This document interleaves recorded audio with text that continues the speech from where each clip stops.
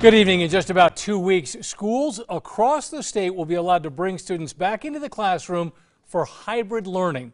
But will most school districts go for it? Here's News 13's Annalisa Pardo.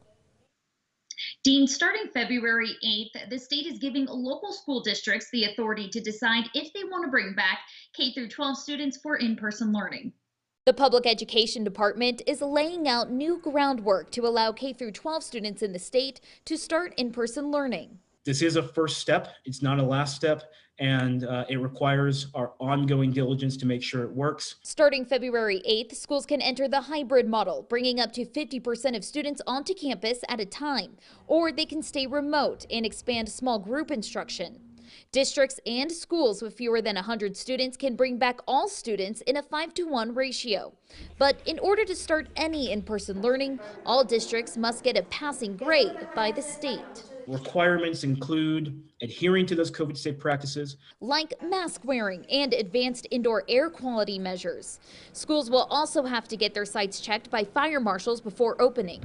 Schools in green or yellow counties need at least 12% of teachers to be tested every week.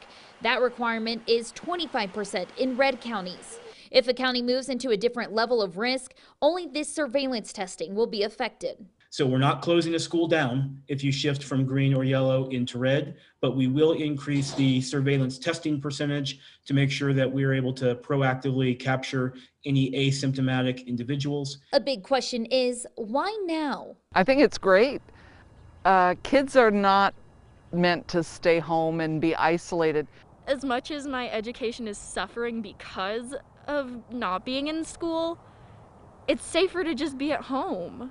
The state's top doctor points to science, saying state data showed only a small proportion of the state's cases were among school staff and students. The medical literature support, and then all the data I just showed you, including modeling, really reassure all of us that we're going to be good to go here.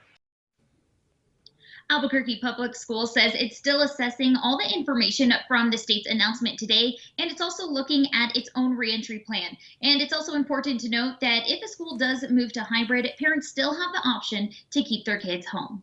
Back to you. All right, Annalisa, thank you. Now, the state says getting teachers vaccinated is a priority, but teachers will not move up in the line. The state continues to